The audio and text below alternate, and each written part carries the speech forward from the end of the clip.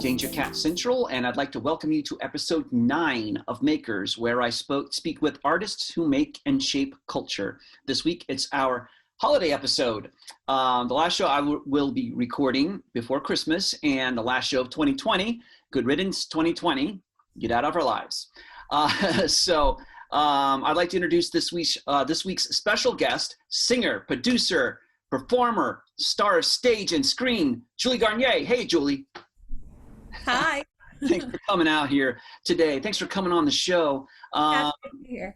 Yeah, it's great to have you here. And full disclosure, Julie and I are friends, just so everybody knows that, that's a journalistic thing. Not that we're doing any hard-hitting journalism here today. Julie is an actress, singer, voiceover artist, writer, producer, director. She was recently seen as an original cast member for the first national tour of the Broadway hit Come From Away, as Bolda and Queen Iduna. Did I say that right? Yeah, that's right. Queen Iduna. At Frozen Live at the Hyperion Theater. So some of you Disney heads out there may have seen her on stage doing that for sure. And so that was the Hyperion Theater at Disneyland Resort in Southern California here. She's also the singing voice of the fairy Lyria. Is that right? Lyria in the Tinkerbell series of films for Disney Animation, you may have heard of. Creator and host of the podcast That One Thing, founder of Broken Wishbone Media. She's been on TV, Curb Your Enthusiasm. She was part of the Les Miserables ensemble, the Academy Awards telecast 2013. She was Grisabella in the 5th National Tour musical of the musical Cats, which you may have heard of. There's a lot of stuff here, Julie. Okay, so I'm going to get through this, I promise.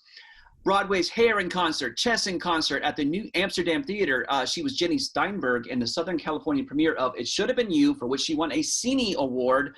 First Things Last at London's Garrick Theater. Oh my gosh, I didn't realize how long this was going to go. At the Hollywood Bowl, Les Miserables at the Hollywood Bowl, Chicago, Mamma Mia. She's working on her first 2 albums right now. Collaborating with some pretty notable names, including one Stephen Schwartz, you may have heard of. She has started her own confection company, Pretty Pleased with Sugar. She has a new single out, Fields of Gold / Both Sides Now, which we will discuss. Stop doing things, Julie, because this is taking too long. Okay, without further ado, live from down the street from me in beautiful sunny Southern California, Julie Garnyé. Hi. Hi there. It's so good to hear from you finally. How are things right now? What's generally going on today with you? I got your tree up and everything, so that's Yes, nice. I have my tree up. Yes. And my presents are under the tree. Yes, which is somewhere over here. Which way over there? I'm crazy busy right now. We're working on the second single for the album, for the album coming out next year. We are, so that's in process. My confection company has exploded in the last week.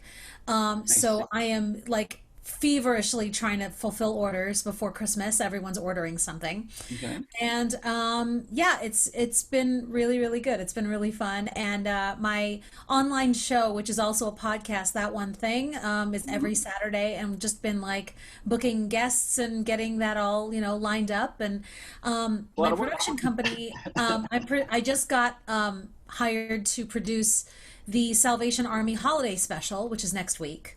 So we are feverishly trying to get that online for next week as well, before Christmas.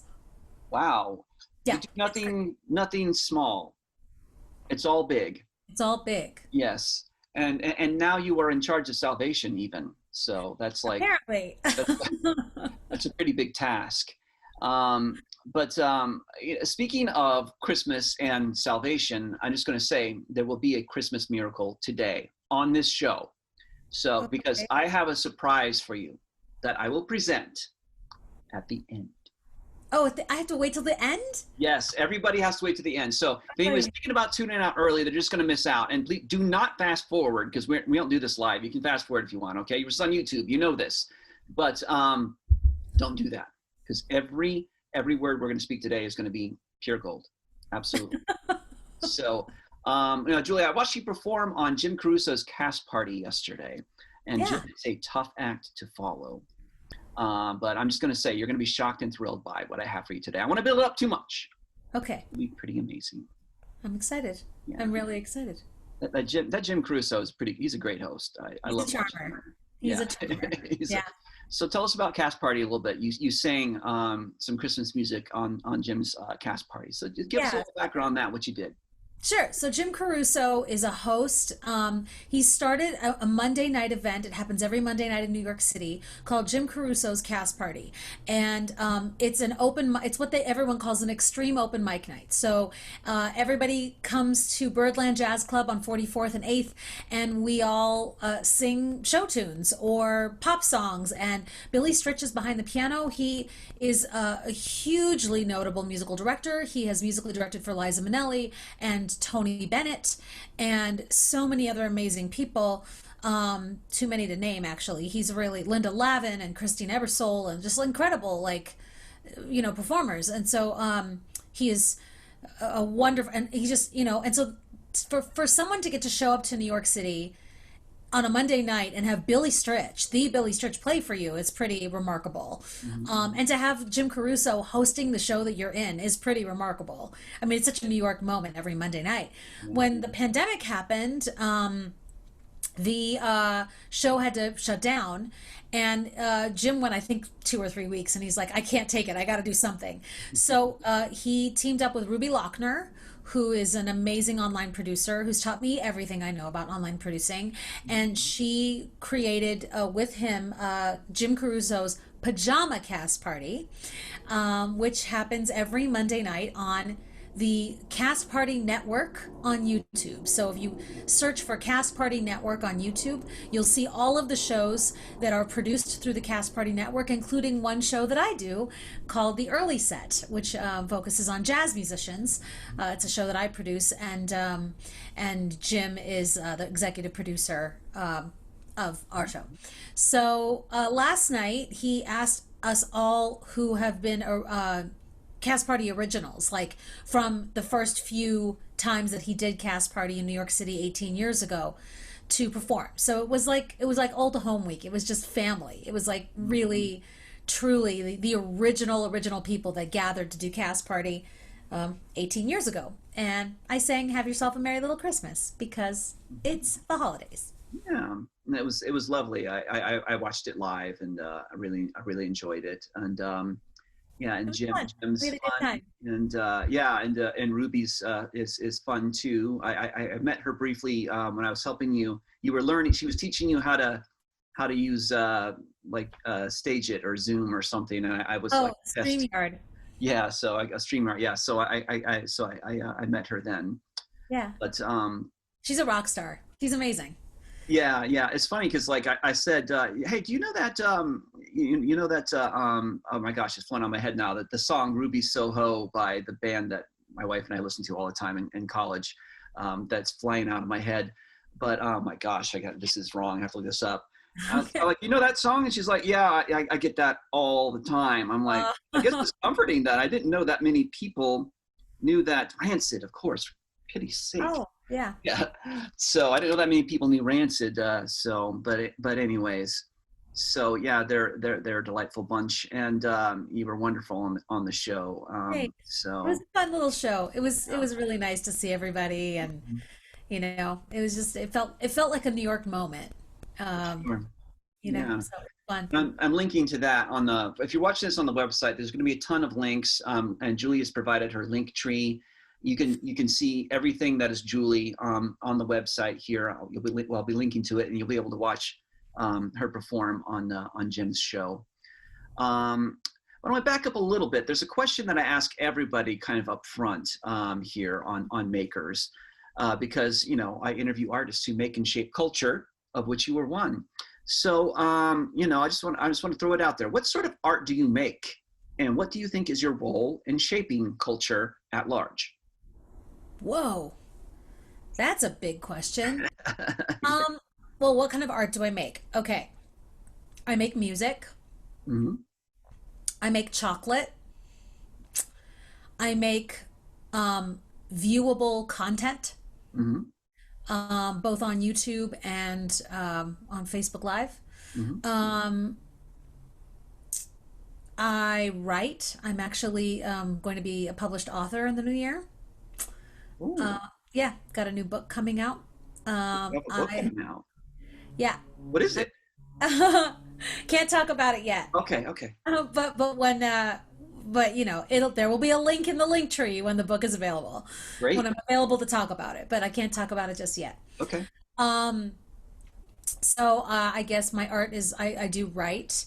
I also write screenplays and television pilots, television shows. I have two pilots that I've written. Um, I'm an actor, so I create storytelling art, I guess is a yeah. And then Yeah. what's the second part of the question? Read that again or say that again. What do you think is your role in shaping culture at large? Phew. Um, so I think the strongest of all of the art that I create, I think the one that shapes culture the most at large is the work that I do for Disney. Hmm. As a singer, as a performer, just because, for example, with the animated movies, Hmm. whenever anybody hears that I'm a part of the Tinkerbell series and that I'm, you know, the singing fairy Lyria, they kind of freak out, which is, you know, there's just a lot of Tinkerbell fans, and so there's just a sense of joy that I bring to people when I sing or when I act or when I make candy or hot cocoa bombs or um, you know, or any of the stuff that I've written. People really find it interesting and thought provoking. Uh, and you know, like when we were doing Frozen Live at Disneyland for the last 4 years, it was really special because we knew that this is probably the first musical that most of the people in our audience had seen. I think a lot of people, when they come to Disneyland or the resort itself, California Adventure, they've saved up for the entire year and this is their big family vacation.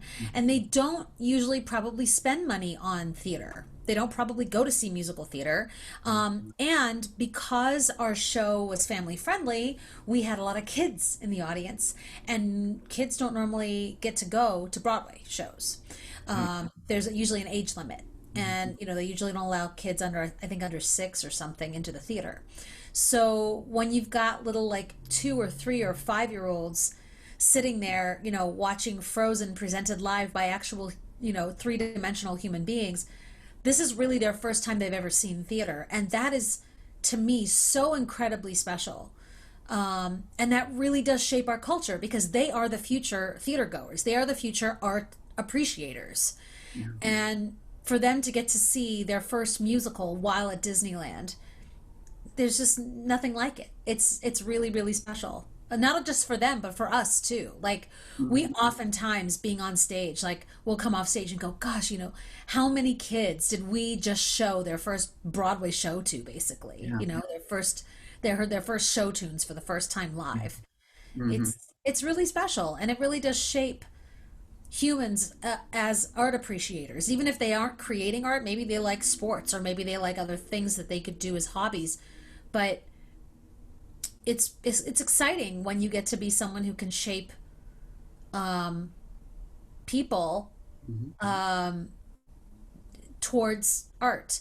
It's interesting that you use the word culture Hmm. because there are so many different um, definitions of culture. And when I was in high school, we had this. I went to a Catholic high school, and we had this priest, and he had a definition of culture. It was a history class, and he had a definition of culture, and he made us memorize it.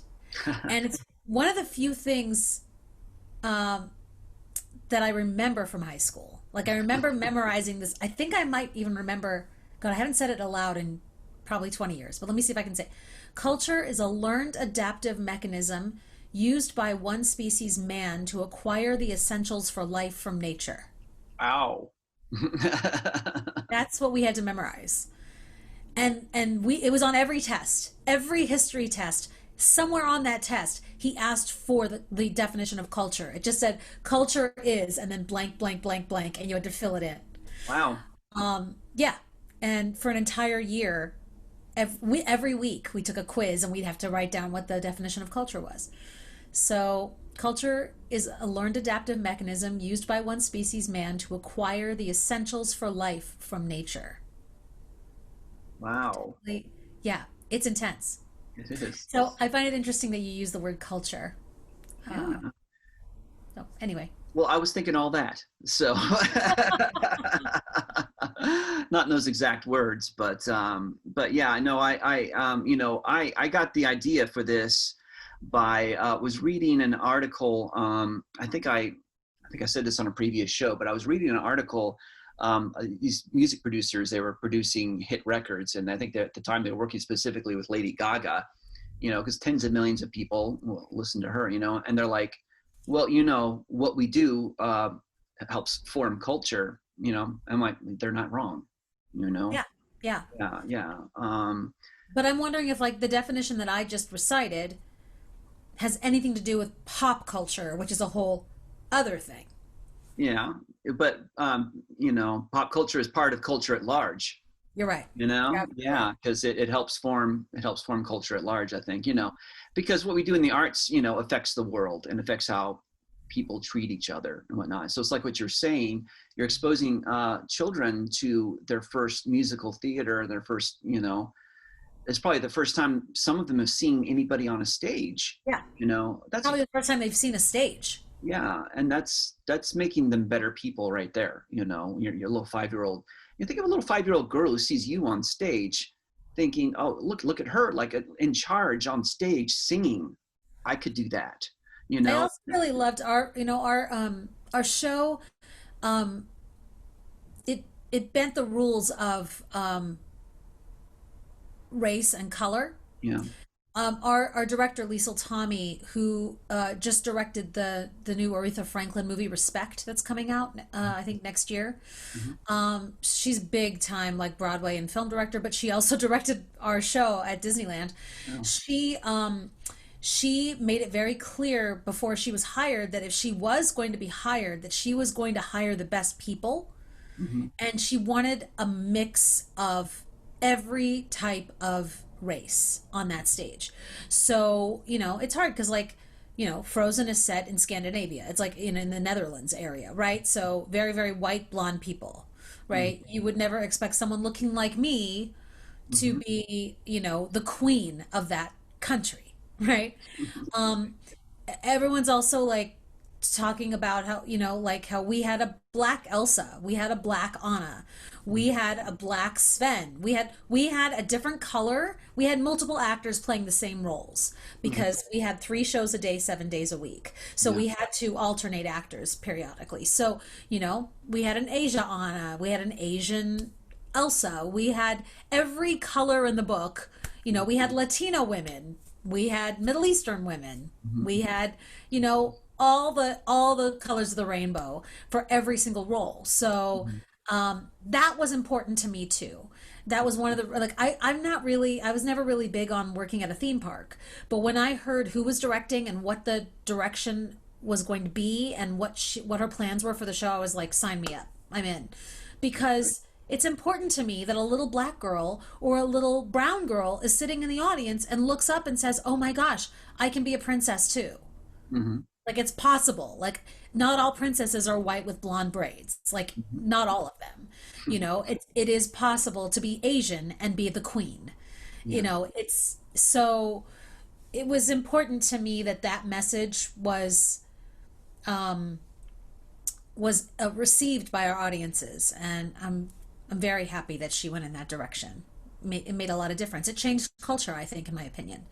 I think it makes it's in the same way that Kamala Harris being, the first female vice president and also mixed race. Hmm. Like it makes little girls, there's a guy in my acting class and his daughter was like, is she talking to me? Like, like it really changes things when you see someone that you were like, she can do that, then I can too. Like it's possible for me to do it as well. And that's important to me, that like the next generation of children know that they can do anything they want. Very nice. Very nicely said. And Brenda and I got to see your show a couple of years ago, and it was right around this time because we just celebrated our anniversary. And yeah, so you got us into the show actually because it's very hard to get. It was very hard to get into that show, and there was a fervent following for it, right? Yeah, yeah. So 2000 seat theater, and it was just packed all the time. yeah, yeah, it was definitely not an empty seat when we were there, and you're right. It was like it was Broadway quality. I mean, Yeah, it was no joke. I mean, it it was bells everybody and on our whistles. creative team was from Broadway. All Hmm. of the wigs were made by Broadway people. The people who made my costumes for Come From Away, which is a Broadway show, had made my costumes for Frozen. So they already had my measurements. Oh, nice. When I showed up for Come From Away, they're like, "We already know you. Like Yeah, we've sent you clothes for the last 3 years." I'm like, great, this is awesome. So yeah, nice, nice. yeah. Cool. I want to go back a little bit. Now, I understand that you kind of started your musical career as a rock and roll singer. So, Uh, I mean, how far back do you want to go? Because yeah. that was in my teens. Okay. Okay. Well, let's go back to the start, and then we'll talk, and then also talk a little bit about your rock band as well. So, Sure, yeah. start.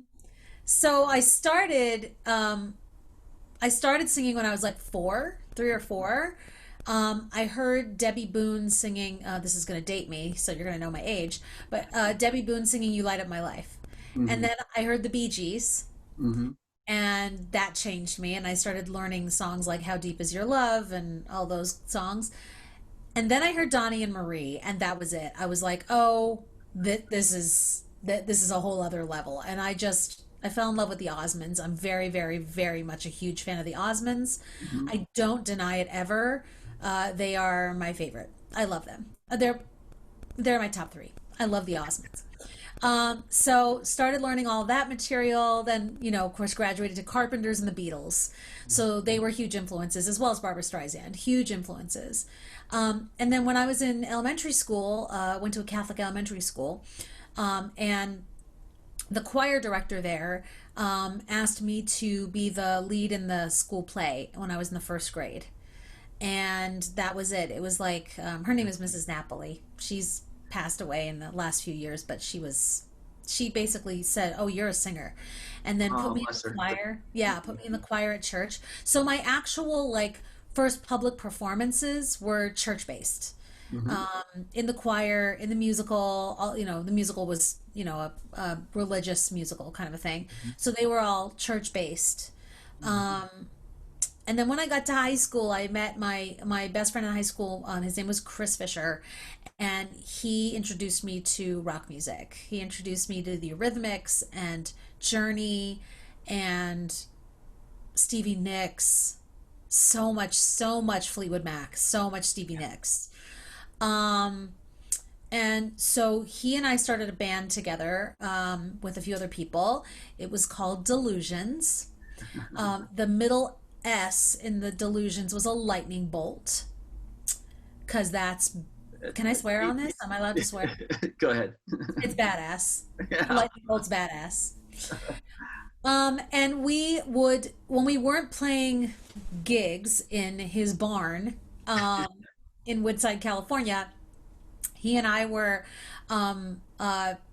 following bands around like Van Halen and Whitesnake and Poison and Europe and Bad English because they had members of Journey in it. Yeah. And we would try to get to every possible rock show that we could and learn from them. And we were huge fans, just huge fans of that kind of hair band kind of music. Not super heavy, not like AC/DC, Iron Maiden, Metallica. We didn't go that far, Mm-hmm. but we really went to like the 80s kind of like PG-13 rated hair bands. Yeah. So that's kind of where we were, and we did a lot of Journey, mostly Journey covers Yeah. with some Eurythmics and Stevie Nicks. And then when I went to college, he went to college in Colorado, and I went to college in California. And when I went to college, I got involved in the technical aspect of theater. I really liked lighting design Mm-hmm. and stage management. But with lighting design, I met my friend James Buggy, and he introduced me to Pink Floyd. I did not know about Pink Floyd, but Floyd is like that's sort of like the music that all the like nerdy theater technicians listen to. And perhaps Rush. So, yeah, probably some Rush too, Yeah. but like we weren't really into Rush. We were totally into Floyd. Like that was like it. We had Pink Floyd t-shirts, like all of it, just all of it. It was crazy.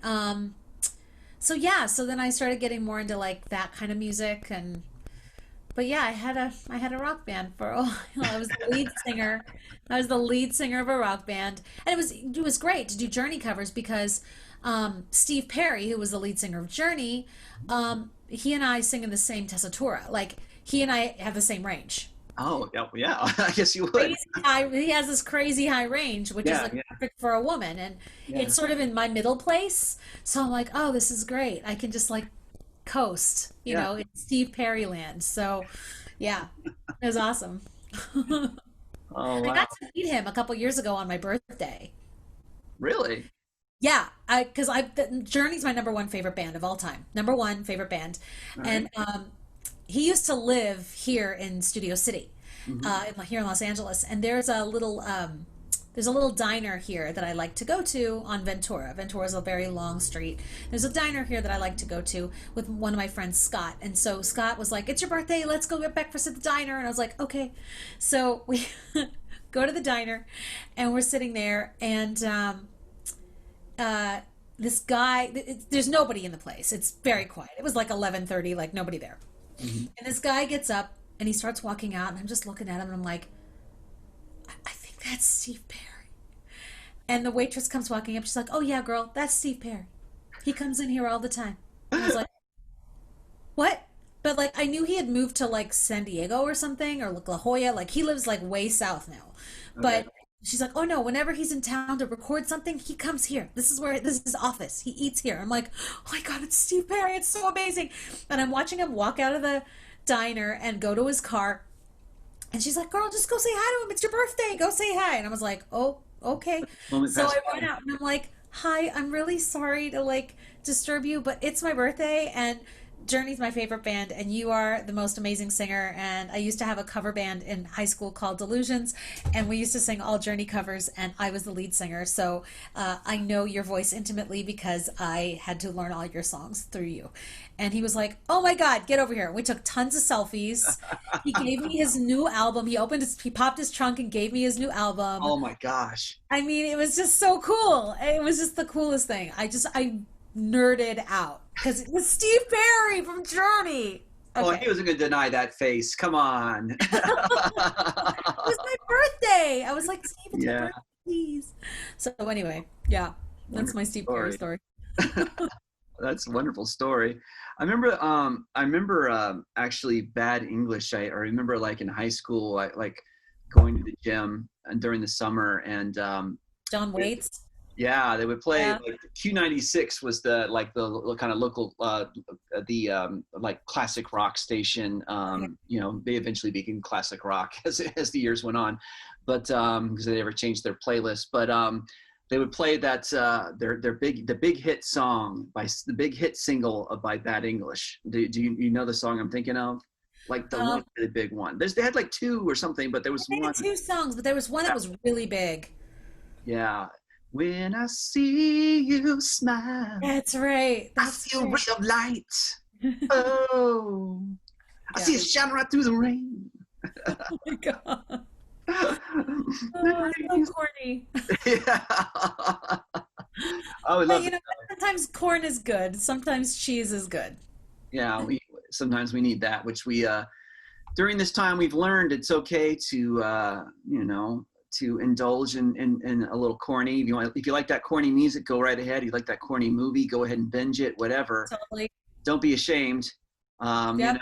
It's I think Totally. we're getting past a lot of that now, I think, so Yeah. you know but yeah, those are some great stories, man. I didn't know you met Steve Perry. I see. But one thing I always say about Julie knows everybody. I don't know everybody, but I've met a lot of people. You know a lot of people. Now I remember once. Brenda and I, for I think it was for our anniversary, it might have been this time of year, about maybe 3 or 4 years ago, went to Amundsen to see touring production of Something Rotten. Oh yeah. Musical comedy. Takes place during the time of Shakespeare, and it's a fun show. We had a great time. And so I was tweeting about it, just, hey, I'm here at the show. Here's a picture of my program, that whole thing, trying to have an online presence and all this. But, I was like, it's a wonderful show. You guys should go see it and all this. And then I got a tweet back from Rob McClure, who's the star Rob of the show. McClure. I love Rob McClure. Okay, now I I do know Rob McClure. Like that was the thing. I'm like, I bet Julie knows this guy. I was like, hey, do you know this guy Rob? Because like he actually he knew who I was. Like he had he's read like my a fan, book. right? Like he likes what's your Moriarty. Moriarty. He likes Moriarty. Yeah, I think it was more. I don't remember, but he just said, I didn't know you were there. I would have had you come backstage or something like that. I'm like, Rob McClure. Great guy. Gosh, he's a wonderful guy. But the first thing on my mind was, I bet Julie knows him. And I sent you this message, and you're like, oh yeah, I know Rob. He's great. I'm like, I knew she'd know him. I just knew it. We just had him on another one of my shows that I produce called Broadway's Calling. Yeah. Interviewing Broadway people about the first time they appeared on Broadway, and we had Rob on the show, and he's just a doll. I love him. Yeah. So I'd love great. to meet him sometime, but He's the best. He was wonderful in Something Rotten. My goodness, he was so Yeah, funny. he was so good in that. Yeah. Honestly, I don't think I've seen him in so many different shows. I don't think I've ever seen a clunker. Like I've never seen him mess it up. He always is brilliant. He always is charming. Also, there's a thing that he's doing right now that I think you might really enjoy. Do you know about Conductor Cam? No. Okay, you have to search. I think he's got it up on YouTube. You have to search either Instagram or if you go to his Instagram, I think all of them are on his Instagram.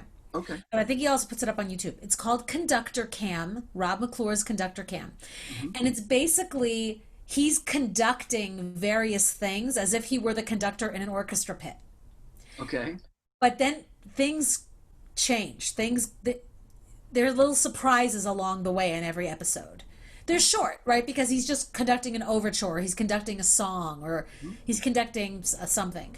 I cannot recommend them enough. Some of them are so funny and brilliant and smart, and then some of them I was weeping. I was like, this is the most beautiful, most moving, most touching thing. Like Rob McClure's Conductor Cam. I'm so like beyond thrilled with him doing these. They're game changers. They're awesome. I'll put a link to it in the site here below the video. If you after you watch the interview here, you want to read a little bit of the article and see all Julie's links and stuff, I'll include a link to Rob's show, to Conductor Cam. So be on the lookout for that. Conductor Cam, it's awesome. Nice, very cool. Well, what was your first kind of big entree to the theater? What was the first big thing that you booked? Probably the national tour of Cats was the first big one. Yeah, that was. I'd done other shows. I'd done some little ensemble things here and there for summer stock and stuff like that. But Cats was big, and I'd done summer stock, and then my voice teacher said, "Listen, I want you to take 3 years off and just focus on your technique." And we're just all you're gonna do is take voice lessons. You're not gonna audition for anything. You're not gonna do any shows. You're not gonna do any concerts. Just focus on what you do and make sure that you're the best at it. And so for 3 years, that's all I did. I waited tables and I took voice lessons 3 times a week. And I really dedicated myself to making sure that I understood the science of singing and the technique of singing, and how my body works as an instrument. And so when I completed those 3 years, my voice teacher at that point was like, I think I need to move to LA. He wanted to be closer to family. And so I said, well, if you're going, I'm going, because I need you. I need you a couple times a week. So I moved to LA, and then within a few months of moving to LA, I booked Cats. It was very quick. Nice. It was really fast. Yeah. Excellent. So what was it like on the road with Cats? I mean, what were some of the? Well, it was interesting because we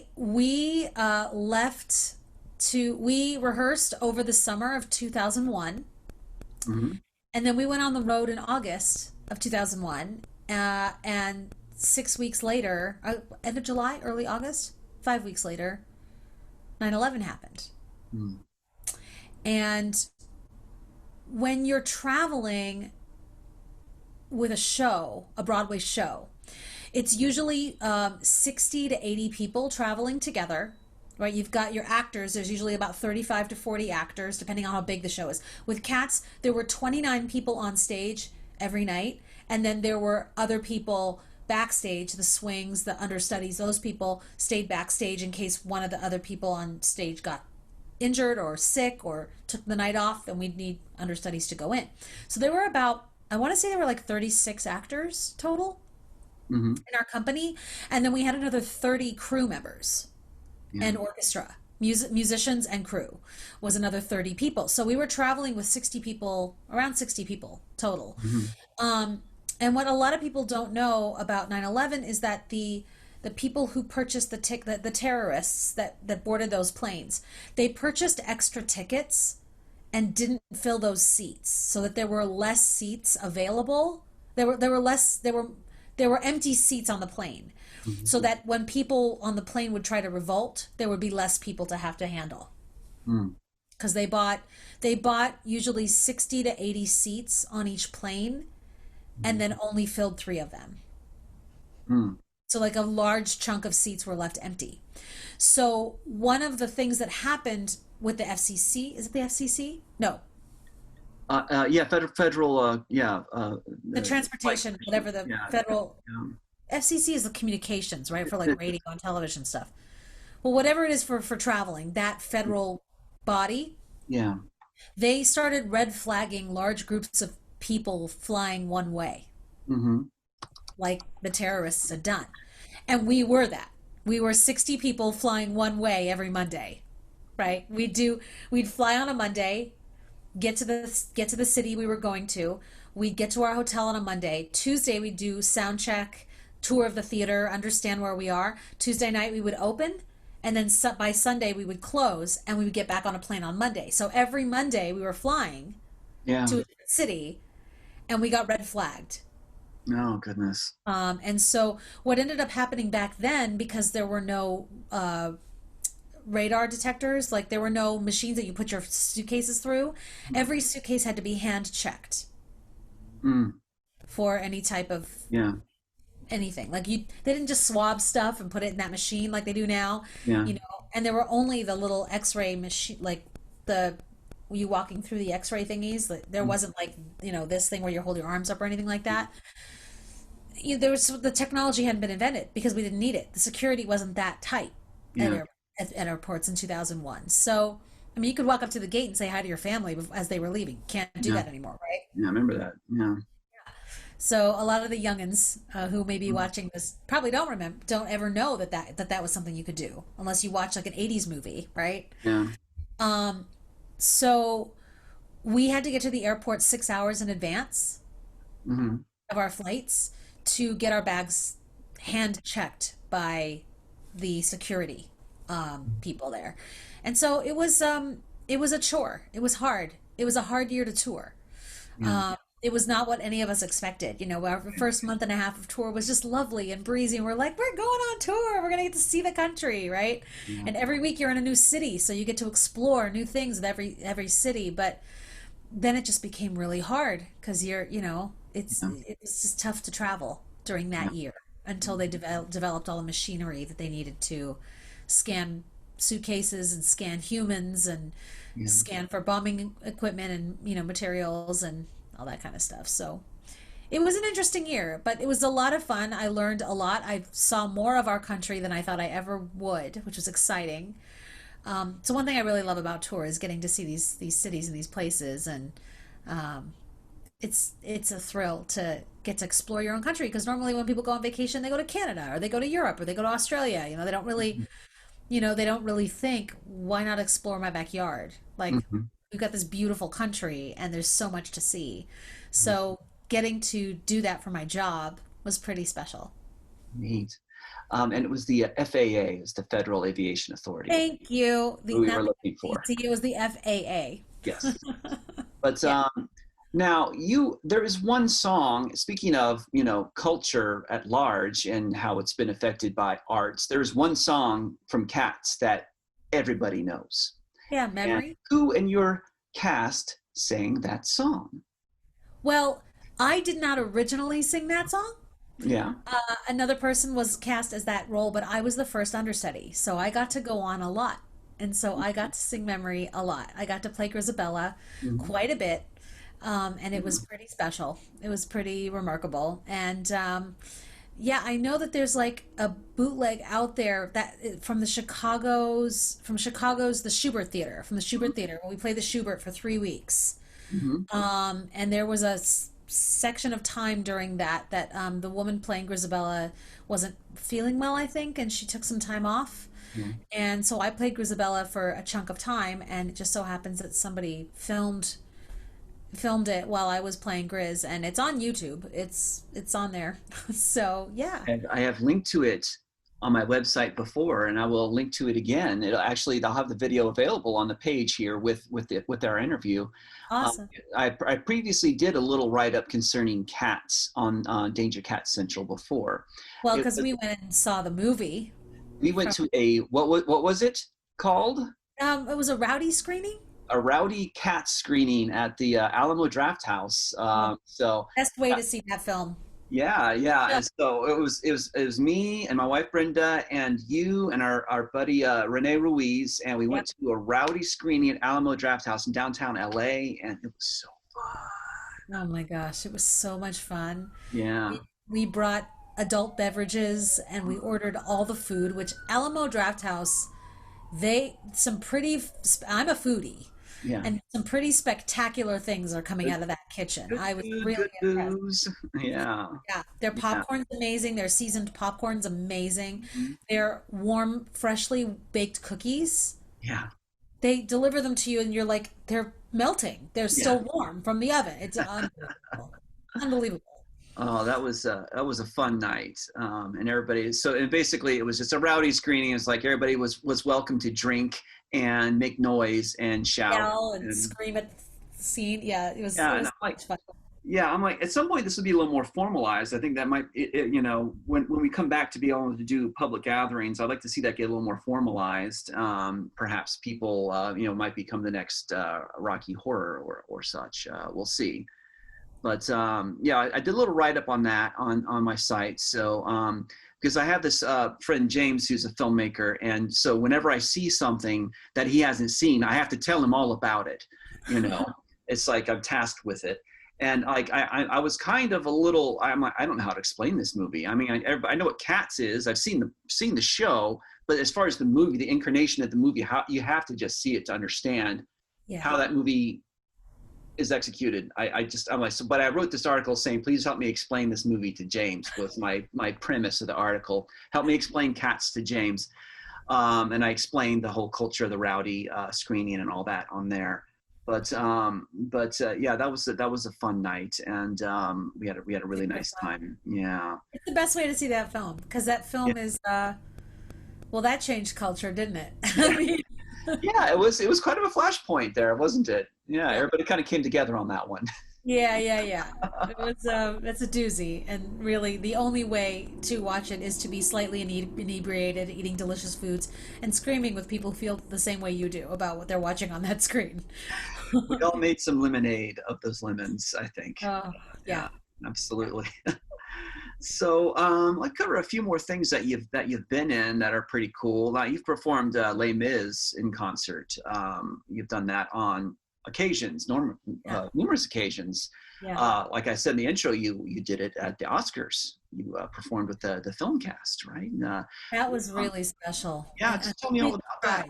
Because I didn't audition. Nobody auditioned for that. We were handpicked by Cameron McIntosh, who is the producer of Les Miserables. Yeah. It was really a surprise, a Mhm. wonderful surprise, and it was one of the best experiences of my career. I'll never forget it. It's just Yeah. so special to be on the Oscars. Hmm. And we got to. It's the same night that Adele sang. Oh my gosh, the James Bond song. Skyfall. Skyfall, thank you. I kept wanting to say Skylark, but I knew that wasn't right. That's a Um, car. yeah. Buick. Yes, we sang Skyfall that night, and Jennifer Hudson sang from Dreamgirls, and Catherine Zeta-Jones sang from the movie Chicago, and it was just really, it was a special, special night of music. So to get to be a part of that, I mean, that's that's film history right there. Yeah. So that was pretty special, and we got to do it with the whole original, like all the lead actors from the movie, all the Hmm. principals from the movie. So that was a lot of fun to get to like work with all of them. Hugh Jackman and Russell Crowe and Anne Hathaway. Anne Hathaway. Thank you so much. And Aaron Tveit and just all of them. It was just I mean Sacha Baron Cohen and uh, Helena Bonham Carter. Come on, like Yeah. And for Eddie me, Redmayne too was there, right? Eddie yeah. Redmayne. Yeah, yeah, there's like yeah, it So was special. So yeah. special to be a part of that. So, Mhm. um, yeah, I feel really lucky. I feel Mhm. really lucky to have been asked, and you know, it And was great. you've done it a few times. You did it at the Bowl, right? You've Well, done we it did a a few full occasions. production at the Bowl, so that Okay. was not a concert version. Neither was what we did on the Oscars. The Oscars, we just sang one song. We sang One Day More from the show. Mhm. For the Hollywood Bowl, we did the entire show Oh, okay. with the Los Angeles, with the Los Angeles. Philharmonic? I think it's LA Phil. Yeah, it's Yeah, yeah, Los Angeles Philharmonic. I yeah, want to say symphony, but that's not right. yeah, I've sung with the Dallas Symphony, but it's not the Dallas. It's not yeah. the symphony. It's the LA Philharmonic. Right. And that was just beyond. I mean, to have a 55-piece orchestra behind you playing that score, Hmm. it's never been done like that. And the Hollywood Bowl from end to end, the actual stage is about the size of two football fields. Hmm. It's huge. It's gigantic. So we had this incredible cast. We had young people from local high schools Hmm. represent the young kids, which was cool because we actually had like real young people Yeah, playing students playing students, which was yeah. amazing. Um, we had incredible guest stars, playing the leads, and it was really, really special. It was a really, really special production of Les Mis. It was the first show I did at the Hollywood Bowl. I ended up doing two more Hmm. after that, but that one will always be my favorite. Yeah. It's directed by Richard J. Alexander, who has directed multiple productions of Les Miserables across the world. He's also Barbara Streisand's director. He directs her concerts. He's directed for Donnie and Marie, which blows my mind There you because go. you know how I feel about Donnie and Marie. I, I got Um, no, yeah. so yeah, and I've been auditioning for Les Mis since I was 16, and he was the director at that time. He was the associate director, so he was directing all the productions of Les Mis at that time, all the national tours and Broadway and the whole thing, and he just kept encouraging me. He kept saying, keep going, like it's gonna happen one day. It'll happen one day." And then he was asked to do the Hollywood Bowl, and that's when it happened. Like we got to finally work together on that show, and it was dreamy. Did a concert version of a few of the songs for the Motion Picture Television Fund, which is an organization that helps to fund retirement communities for actors who are transitioning into their later stages of life, which is so cool. Helps to fund those programs and those homes for them. Um, where else did I do that? I did a concert version of Les Mis in Riverside. I played Fantine in that one. I did a concert version of the music of Bublé Schomburg, who are the two men that wrote Les Mis, here in Los Angeles, and got to sing some Les Mis stuff in that. So Wow. it's it's just always been my favorite musical. It's a tie for my favorite musical between that and Sunday in the Park with George by Stephen Sondheim. Yeah. So I feel very, very, very lucky that I got to do Les Mis in so many different ways. Not just like, oh, this is the show. Like, I got to do it at the Bowl. I got to do it on the Oscars. I got to do it in concert. Like, I How got many to do, people can say that, you know? yeah, Yeah. I keep getting to do it in varying ways. And I love that the show keeps coming back into my life because I love it so much. I eat, breathe, and drink Les Mis. I love it. I love it forever. I'll love it. Yeah. Wonderful. Oh, wonderful. Next time you do that, let me know. I didn't know you did it at the bowl even. How did I miss that? Les Mis at the bowl. You Yeah. couldn't get a ticket. Nobody could get tickets. We got comps. We got complimentary tickets for our families, and I had people offering me thousands of dollars for those tickets. Like it was crazy. You could not. It's the only musical that's ever sold out the bowl. Oh, no. And for those that don't know, the bowl seats over 18,000 people. Yeah. And we did 3 nights in a row, completely sold out. It's never been done again. It's the only show that's ever sold out the bowl. People were calling me, begging for tickets. I will sell my firstborn. I just need 2 tickets. I'm like, I can't help you. There are no seats available. Literally, there were no seats available. Oh. It was really spectacular, super special to be a part of. Yeah. Well, Hollywood Bowl, people who are in charge of programming there, when the world gets back to health and we're able to, gather again, please remember this event that filled your seats for 3 nights in a row, and bring that back again, and bring Julie back with it. I would do anything at the Hollywood Bowl. And the producers of the Hollywood Bowl shows are just the two best gentlemen I've worked with. They're so wonderful, and I will happily do anything they ask. Like, I will work at the bowl anytime. It's the dreamiest place in Los Angeles Nice. to work. I love it. Yeah. Wonderful.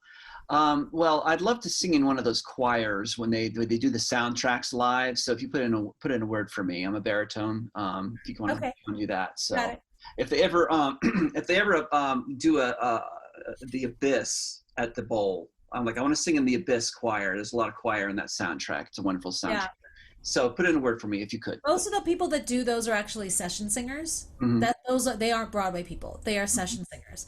So all the oohs and ahs that you're hearing on like the Star Wars soundtrack and all those kinds of movies, Yeah. those people are very, very gifted and extremely specialized, and they can read music like it's a book. So Yeah. you have to be an incredibly gifted sight singer. I mean, I can sight sing, but not like they do. That is, and I'm like all during the pandemic, I've been learning. I've been taking sight singing classes on Zoom and like really trying to hone my skills there and become faster and better at it. But those people, you put some sheet music in front of them and they just go. And I'm like, that's you play one note and they're off to the races. And I'm like, I don't understand like how do they do this? I took sight singing back in college, and I Yeah. survived. Or it's just in Fine. their bones. Like they Yeah. just know it and feel it, and they can hear. They have perfect pitch or relative pitch, or they can hear intervals in ways that people can't. And it's remarkable to watch a sight singer work. It's a skill that I'm trying to get better at because it's hard. It's really hard. It So is. yeah, they're amazing. Those people. So those are the people that get hired for those kinds of concerts. Well, Those I'm just saying, sneak me in. sure. I'll get the score 3 months ahead of time and learn it. That's how we'll pull this off. Anyways, now we got to talk about your single and your confections. But let's talk about your single. Your new single first. What's the story behind that? Tell me about what it is, and yeah, tell me everything It's about called Fields of Gold, Both Sides Now. it. Mhm. It is a mashup of Sting's Fields of Gold and Joni Mitchell's Both Sides Now. And what happened was, the beginning of the pandemic, I set myself up with a little in-home vocal booth, and I started recording demos for Broadway and television and film composers from home because they were still working during the pandemic. They were still creating and writing, and they needed demos in order to pitch or like show people what they've been working on. Mhm. So I was recording demos, and it was great. And it was a lot of fun and great music, but I was like, I really want to do something for me. Like I've got this great setup. Why don't I record something for me? So I contacted my friend Eleanor Norton. She's a cello player for Broadway shows, and she's in New York, and I'm in Los Angeles right now.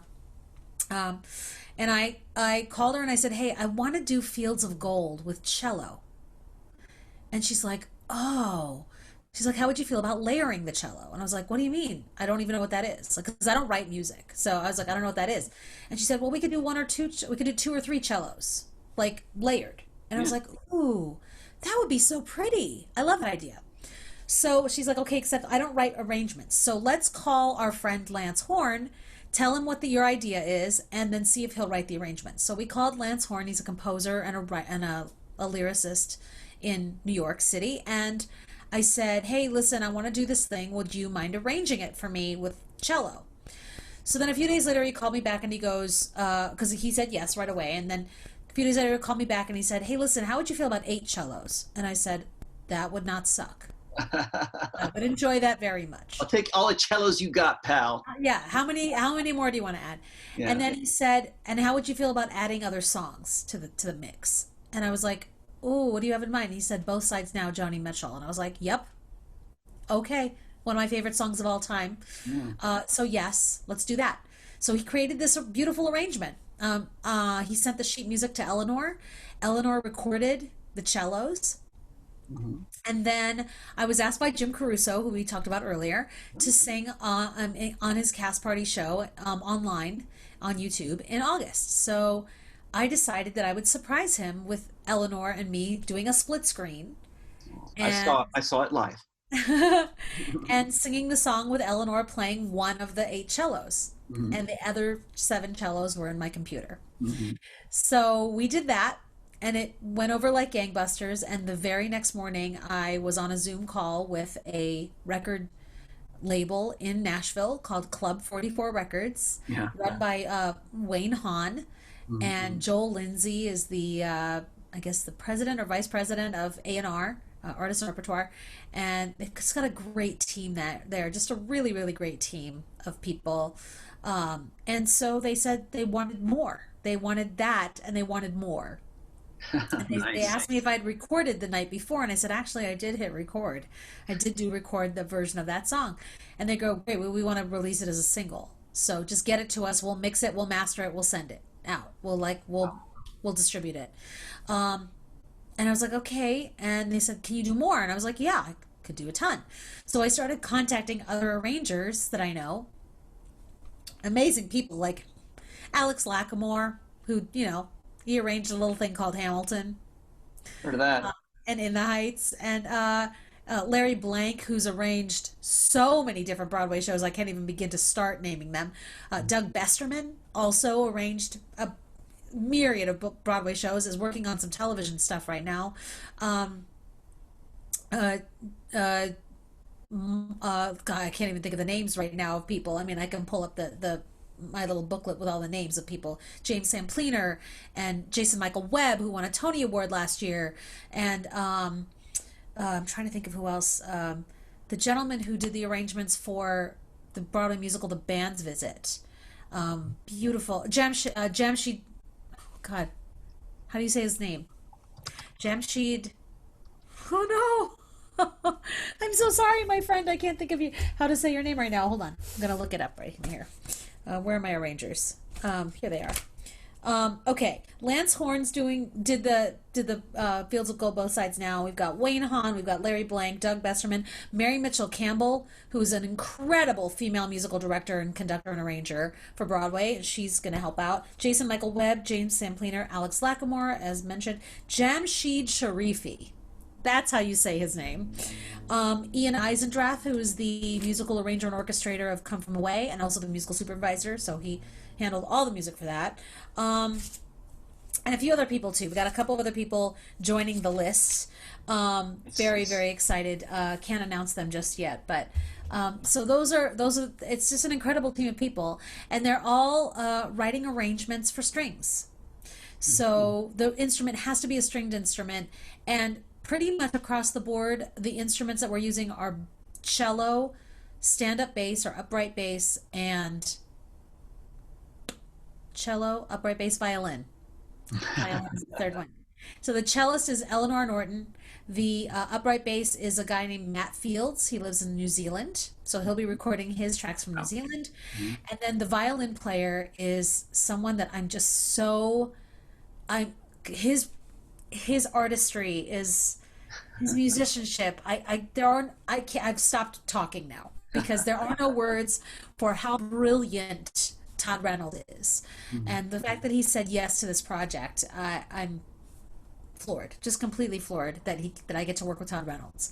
So yeah, so those are my three musicians. We're gonna add some things in there too. Like I think when Ian and I work on something together, it's gonna be with a mandolin as well. Nice.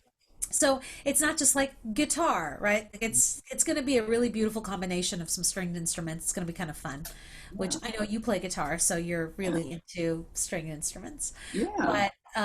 But it's not just like guitar. It's like Yeah. mandolin, violin, like Cool. Yeah. interesting, Being interesting different. sounds, something different. Hearing these songs the way we haven't heard them before.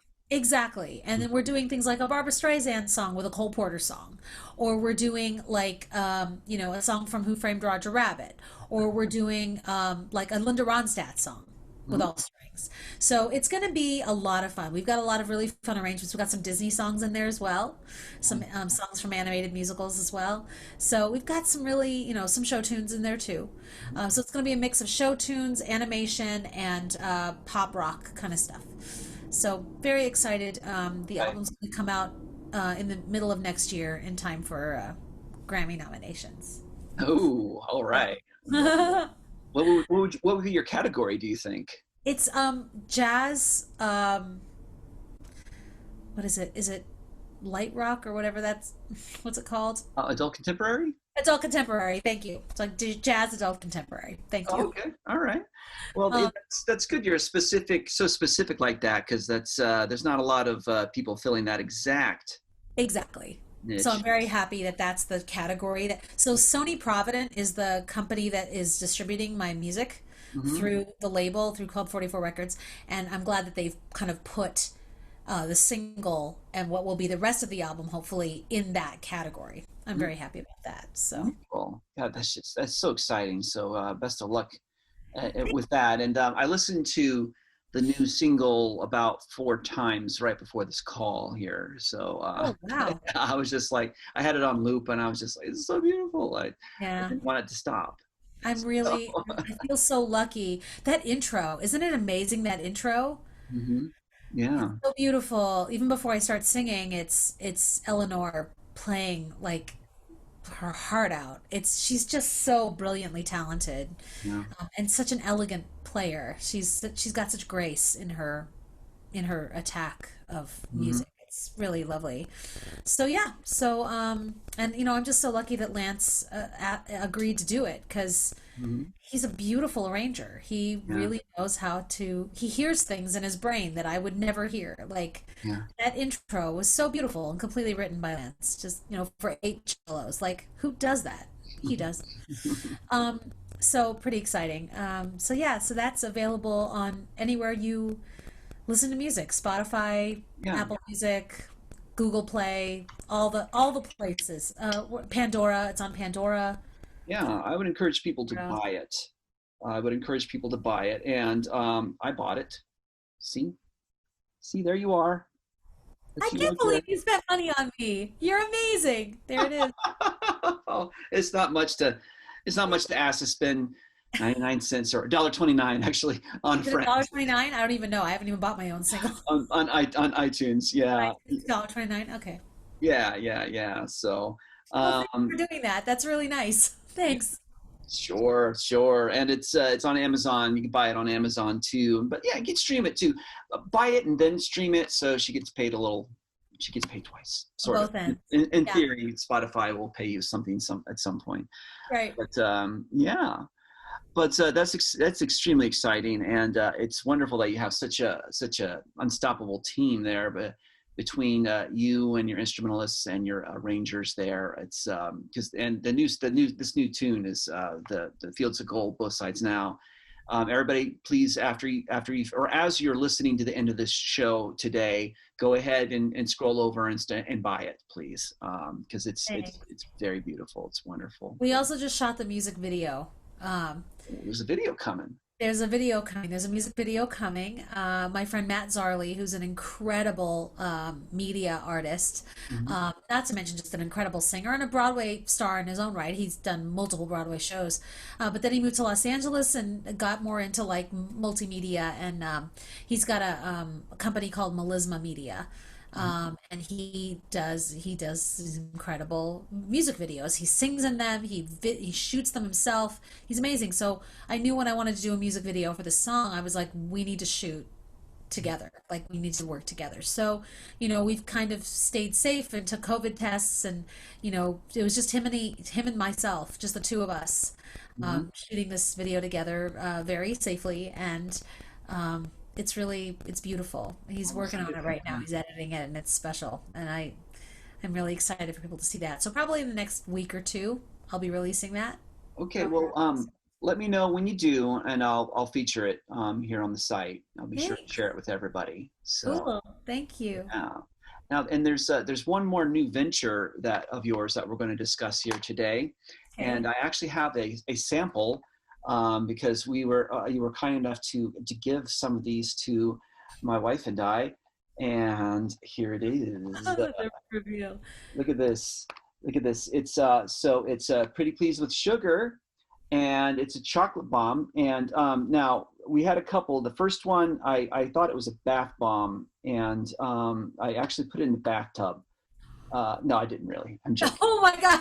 The directions are on the side of the box. What you actually do is you pour kerosene over it. No, Right? what do you Right. do? Yeah, like, honey, no, don't do that. But tell us about the delicious, wonderful things. Tell us about Pretty Pleased with Sugar.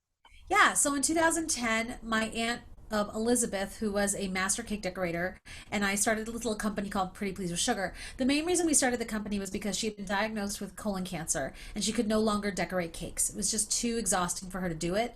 Her cakes were multiple tiers, lots of wedding cakes, big Yeah. projects that took days, and she just couldn't find the energy to do it. But I didn't want her to lose her sense of the artistry that she possessed, her gifts, her talents of sugar work. So we started creating sugar cubes, shaped sugar cubes that were decorated with a little bit of royal icing for like baby showers and wedding showers, and little afternoon teas for little girls and things like that. And they were like shaped like little baby booties, or little wedding bells, and they had Yeah. a little gold bow on them, or like if somebody was, their colors for their wedding were like blue and gold, we do like a little blue and gold bow, like we customize them.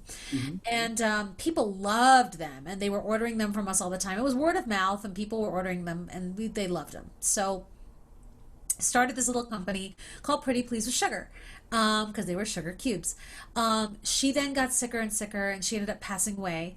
And I kind of shelved the company. I kind of stopped doing it because not having her with me to do it was hard. Um, and then this year, I started touring, I started doing Frozen, I started doing all these shows, and my acting life and my singing life kind of took over. Mhm. I started shooting television. I did an episode of Curb Your Enthusiasm. That was like a 2 week shoot. There's like, various things I was doing. And so I thought, you know what, I'm just going to table this. Yeah. Then the pandemic happened, and I lost all my jobs because as an arts worker, we no longer are working because it's unsafe. Mhm. And I was I was on TikTok because that's what you do when you're in a pandemic. You start looking at TikTok, and these chocolate bombs, these hot cocoa bombs, started appearing on TikTok, and I'm like, what is that? So I bought one of the molds to make it because I remember everything my aunt taught me about sugar work, including chocolate making and temperate chocolate and how to create things from chocolate. Pardon me.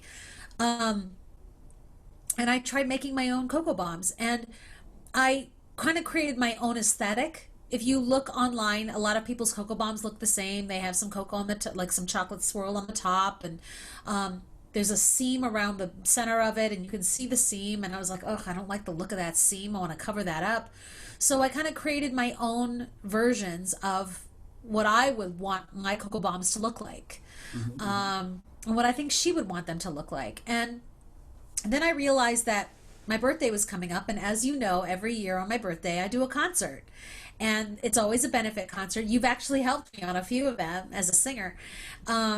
And usually my concerts are benefit concerts, and they usually benefit the Actors Fund, which is Mhm. an organization not just for actors, it's for everyone. And it's my favorite charity.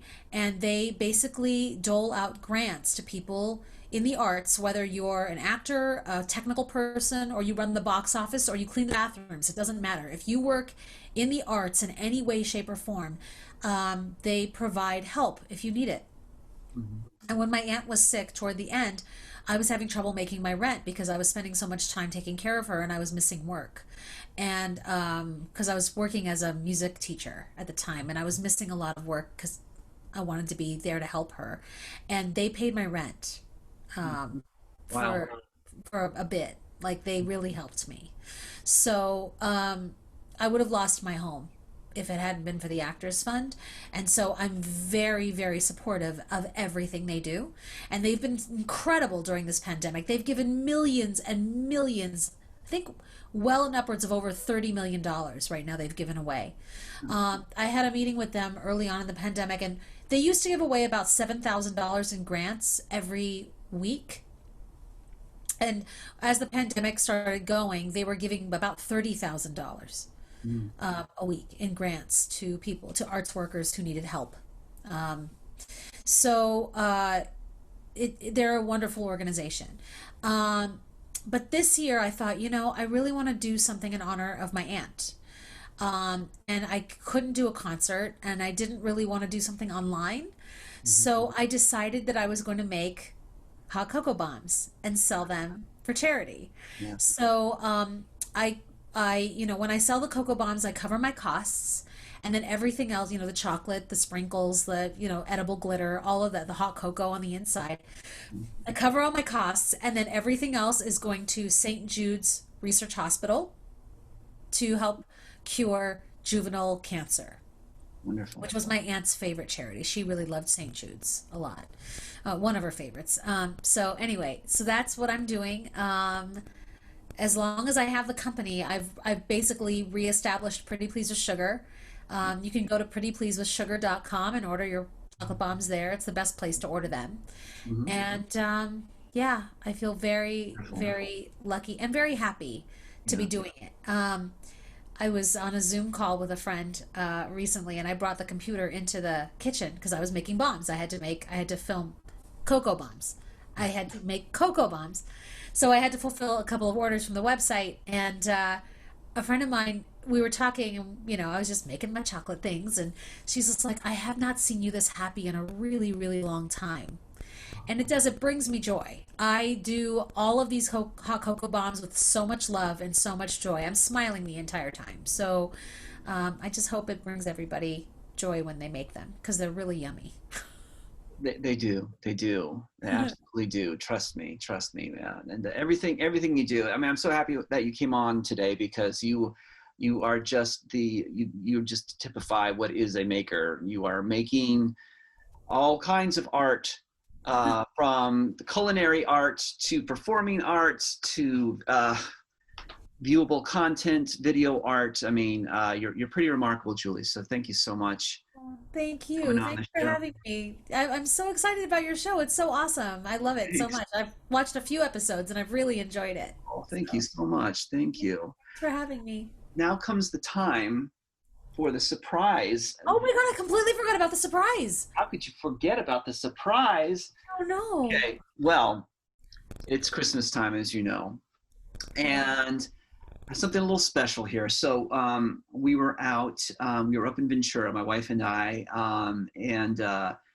like shops are open, people can go in about 30%. We're wearing masks and stuff. Everything's is nice and safe, so we're very safe. But there's a lot of like antique and thrift shops around there, I love and engineering. I was digging around and I found something pretty special, and I'm like, I'm getting this for Julie, and I'm showing it to her on the show. Oh my, wait a minute. Is that a vinyl? It is a vinyl record, I Dr. collect vinyl. Superstar. And okay, a few things. Now it's supposed to be two LPs. There's only one, It's okay. but Oh my God. but Does it open up like a window? Like, it does. It opens up. Oh, oh my God. I can't. I'm dead. it's full. Oh, look at how handsome he is. Oh, he's so dreamy. He is so dreamy. And yeah, so you have That's record the number one. story. It has all the best songs. Has all and the record's in really nice shape too. I mean, this was like, Yeah, there's no scratches on that. Wait, what's on it? What's on the A so we side? got Sweet and Innocent, I'm Your Puppet, Hey Little Girl, I knew you Okay. when. Go away, little girl. Big man. We can do it together. And puppy love. Puppy Love. So Yes. that album in your hand has Puppy Love on it? Yes, Yes. it does indeed. So Oh my gosh. I am super excited. it advertises a huge souvenir poster of Donnie. I'm afraid that's not in there, but you do have the handsome gatefold here. And this And album belonged to none other than Anthony Aragon. And I don't know who that is, but he had a label maker. oh my God, he did look, those are one of those old-fashioned ones that you go click, Yes. click, click. And he probably Uh, owned this back in 1973. what does the back look like? Oh, of course, yellow and orange. Yeah. So 70s. It's everything. It's everything. I'm obsessed. I'm obsessed. Look at the little hat he's wearing. Oh, so um, amazing. Thank you. I Oh will, my God, I'm so excited. I'll be Thank you delivering this to your so much. doorstep soon. So I love it. Thank you. That is a huge surprise. I love it. It's amazing. wonderful. Well, I'm glad you like it. I was confident that you would. So, and if Anthony Aragon is watching, feel free to reach out. Unless you're in prison and it's like a serial killer or something, don't. But feel free to reach out if you own this record. Let us know what the second LP is. Yeah, I want my own record. Yeah, exactly. Aragon. But there you go. Well, Julie, at this point in the show, I usually ask people, in the next couple of days, if you come up with a maker's moment, if you create something new that you want to share, please send it along. But I think you had this music video coming, so that's going to be your Yeah. official maker's moment. Yeah, it'll So, be the next week. Yeah. okay, great. So if you could send me a link, I'll get another article up to let everybody see the Julie Garnyé starring in the video of her new single "Fields of Gold." Both sides now. So, all right, Julie. Well, again, thank you so much for coming on the show. Is there anything else, like any other? I'm going to link to everything in our website article here. But is there any other websites or anything you want to tell us real quick where to find you online? I mean, just the link tree has everything. I always link every episode of that one thing that Okay. I do on Saturday mornings. That's every Saturday morning at 10 a.m. on YouTube, on my YouTube channel, which is Julie Garnyé, just youtube.com/Julie Garnyé. So every week I do that show. I host it and do that show. And I'm going to have you on it too, actually. Oh, wonderful. Going to talk Good. about graphic arts and Oh, what we wonderful. do, which is pretty cool. Good. So yeah, I've got all walks of life. I've got Neil Saavedra is coming up as a guest. I don't know if you know who he is, but he's a major foodie here in Los Angeles. And he has his own syndicated radio show on KFI 640, which is the biggest radio station on AM dial, basically, here in LA and across the country. But his show is called The Fork Reporter, and he is a brilliant, brilliant interviewer, and he features food here and across the country, and also vendors that sell specialty items, food specialty items, and drink. Also, he's very into cocktails and that kind of stuff. So he's an upcoming guest. I have a lot of really fun people coming up. I'm really Great. excited. It's gonna be fun. So yeah. So again, the link tree literally has everything. It has a link to everywhere you can buy or stream the single is in one link. You just click on that and it shows you a list of everything. Um, where to get the cocoa bombs, it's on there. Where to watch the show is on there. My website, my personal website, is on there. If you want to take voice lessons with me, I do them via Zoom. That's on there. It's all there. Linktree is the best because it's literally in one spot. So Yeah. So at the top of this page, the first time I say her name in the website copy, it's a link that's going to the link tree, folks. So it'll be right above this video. Just click that, and you'll be all open to the world of Julie Garnyé. Oh, there you go. Well, Julie, thank you so much, and have a great Christmas, and we'll talk soon. Okay? thank you so much. Thank you for my present and thank you for having me on. This was a lot of fun. Thanks It so was. much. Thank you so much. Bye Merry bye now. Christmas. Bye. Merry Christmas.